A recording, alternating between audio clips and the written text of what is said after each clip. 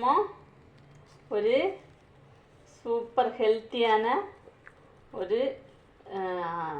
என்ன சொல்கிறது கூட்டுன்னு சொல்லலாம், அவியல் பண்ண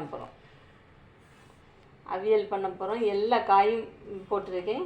நான் வந்து எத்தனை பேர் போடுவீங்கன்னு தெரியாது. நான் வந்து அவியலுக்கு ஒரே ஒரு தக்காளி கட் பண்ணி போடுவேன். நல்லா மசிஞ்சு பழுக்கக்கூடாது, மீடியமாக பழுத்திருக்கணும். அந்த மாதிரி ஒரு தக்காளி கட் பண்ணி போடுவேன். அப்புறம் ஆனியன் வந்து பெரிய ஆனியன் வந்து ஒரு பெருசு ஒன்று எடுத்து கட் பண்ணி போடுவேன்.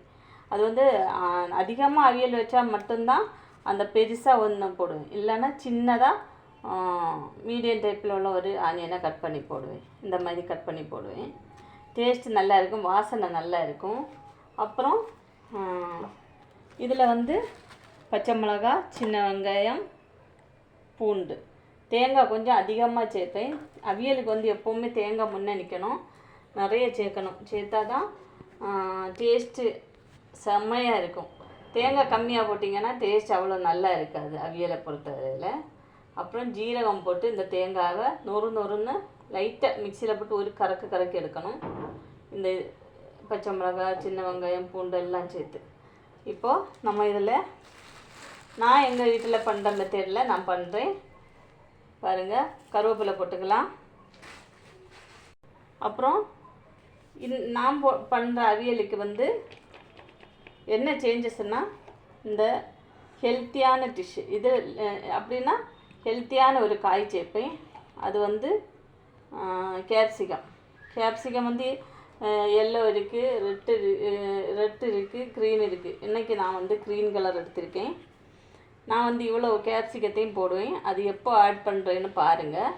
டேஸ்ட்டு நல்லா தான் இருக்கும், செம ஹெல்த்தி. இந்த கேப்சிகத்தில் வந்து நம்ம கேரட்டில் இருக்கிறத விட விட்டமின் ஏ வந்து ரொம்ப அதிகம் இருக்கிறது வந்து கேரட்டை விட கேப்சிகத்தில் தான். அதனால நான் கேப்சிகம் வந்து அதிகமாக எடுத்துப்பேன். வாங்க டெஸ்ட்டு என்ன பண்ணலான்னு பார்க்கலாம். இப்போது மஞ்சள் பொடி போட்டுக்கலாம், தேவைக்கு உப்பு போட்டுக்கிடுங்க. இப்போது தண்ணி ஊற்றாமலே நான் வந்து தேங்காய் எதுவும் சேர்க்காமலே உப்பு, மஞ்சள், கருவேப்பிலை இவ்வளவும் போட்டு நல்லா பெசரி கொடுப்பேன். இந்த மாதிரி எல்லா இடத்துலையும் ஈவனாக இது பண்ணுறது மாதிரி கொஞ்சமாக இது பண்ணி விடலாம். இப்போது கொஞ்சமாக தண்ணி ஊற்றிக்கலாம்.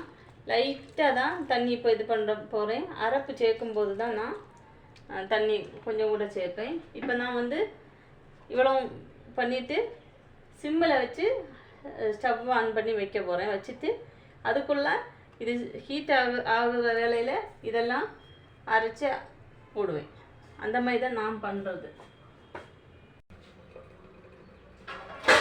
அவியல் வந்து எப்போவுமே பண்ணும்போது நாங்கள் ஜாஸ்தி பண்ணுவோம், 2 நாளைக்கு சேர்த்து பண்ணுவோம்.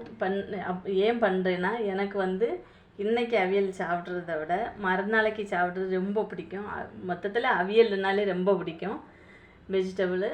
அதுக்காக தான் இப்போ வந்து இதை நான் மூடி வைக்க போகிறேன். அடுப்பு வந்து சிம்மில் வச்சுக்கிடுங்க. இப்போது கொஞ்சமாக ஜீரகம் போட்டுக்கலாம், பூண்டு ஒரு 6 சின்ன குட்டி குட்டியாக இருக்குது பார்த்தீங்களா, அதனால் பச்சை மிளகா ஒரு 6 போட்டிருக்கேன். இப்போ கொஞ்சமாக கருவேப்பிலை போட்டுக்கலாம். இதை வந்து நம்ம இப்போ தேங்காய் கூட அரைச்சோன்னா ஈவனாக ஒரே அளவில் இது அரைஞ்சி கிடைக்காது, ரொம்ப அரைஞ்சிடும். அதனால் இதை வந்து லைட்டாக ஒரு கறக்கி எடுத்துட்டு பாருங்கள். இப்போ இதில் தேங்காய் போட்டு ஒரு சுற்றி எடுத்தோன்னா கரெக்டாக கிடைக்கும். பாருங்கள் இந்த மாதிரி குறை பாருங்கள், பச்சை மிளகாயெல்லாம் இதாகிடுச்சு. இந்த மாதிரி இது பண்ணி சேர்த்துக்கலாம். கொஞ்சம் கூட தேங்காய் இருக்குது, நான் அதையும் கூட கொஞ்சமாக ஒரு கறக்கி எடுக்கலாம். மிக்ஸி ஜாரை அலசி ஊற்றிக்கலாம். கொஞ்சமாக தண்ணி ஊற்றி கொடுக்கலாம். அவ்வளோதான். இப்போ இதை நல்லா கிளறி கொடுக்கலாம். அவ்வளோதான். இப்போ எல்லாம் உப்பெல்லாம் அளவாக இருக்குது. இது திரும்ப மூடி ரொம்ப மூட வேண்டாம், கொஞ்சமாக இப்படி மூடிட்டு ஆஃப் மீடியம் ஃப்ளேமில் வச்சுக்கிடுங்க.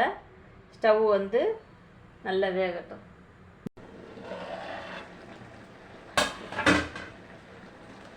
இப்போ கிளறி விட்டு கொடுக்கலாம். இடையிடையாக கிளறி விட்டு கொடுத்தீங்கன்னா தான் எல்லா காயும் ஒரே அளவில் நல்லா வேகும். எனக்கு வந்து காய் வந்து உங்களுக்கெல்லாம் எப்படின்னு தெரியலை, எனக்கு வந்து காய் வந்து நல்லா வேகணும். சாம்பார்லேயும் சரி அவியல்லையும் சரி காய் நல்லா வெந்திருக்கணும். அப்படின்னா நல்லா சாப்பிடுவேன் காய். நண்பர்களை என்னை பொறுத்தவரையில் காய் குழம்புலேயும் சரி மற்ற நான்வெஜ் குழம்புலேயும் என்னை பொறுத்தவரையும் ரொம்ப ஹெல்த்தியான ஒரு குழம்பு கூட்டு இல்லைன்னா பொரியல் இல்லை குழம்புன்னா இந்த அவியலை தான் நான் சொல்லுவேன். ஏன்னா அவியலில் வந்து நமக்கு எல்லா காயும் நம்ம சேர்த்து ஒரேடியாக போட்டு வேக வச்சு சாப்பிடுவோம். எல்லா விட்டமின் நமக்கு கிடைக்கும். அதனால் என்னை பொறுத்தவரையிலையும் அவியல் தான் ரொம்ப ஹெல்த்தியான ஒரு குழம்புன்னு சொல்லுவேன். உங்களுக்கு எத்தனை பேருக்கு இந்த அவியல் பிடிக்குமோ கமெண்டில் மறக்காமல் சொல்லுங்கள்.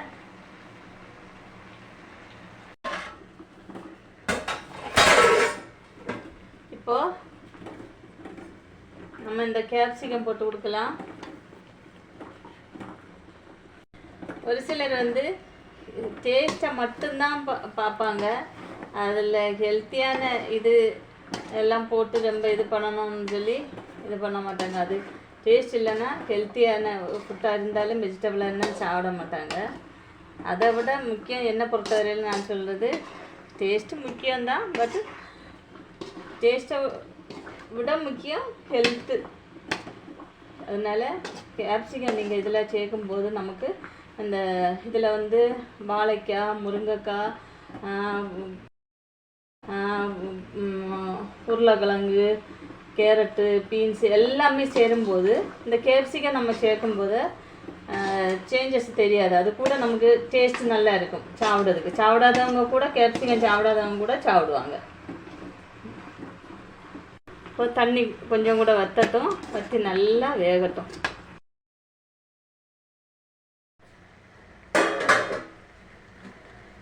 இப்போது நம்ம அவியல் வந்து ரெடி ஆயிடுச்சு பாருங்கள். தண்ணி எல்லாம் வற்றி சூப்பராக வந்துருக்கு, அடி பிடிக்காமல் எல்லா காயும் நல்லா வெந்திருக்கு.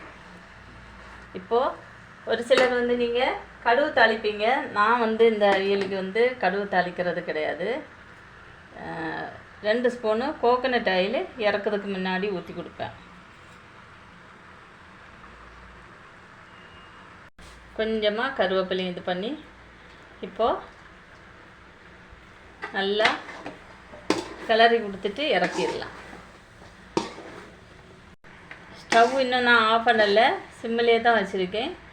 இது இப்போ எண்ணெய் ஊற்றி கொடுத்துருக்கோம்ல, அதனால் ஒரு இப்படி கிளறி விட்டுட்டு ஒரு 5 மினிட் அப்படியே மீடியமான ஃப்ளேமில் வச்சுட்டு இறக்குறது தான். அவ்வளோதான் நண்பர்களே, அவியல் ரெடி. இந்த வீடியோ பிடிச்சிருந்தா லைக் பண்ணுங்கள், ஷேர் பண்ணுங்கள், கமெண்ட் பண்ணுங்கள், மறக்காமல் சப்ஸ்கிரைப் பண்ணி ஹெல்ப் பண்ணுங்கள் நண்பர்களே. ஓகே, பாய்.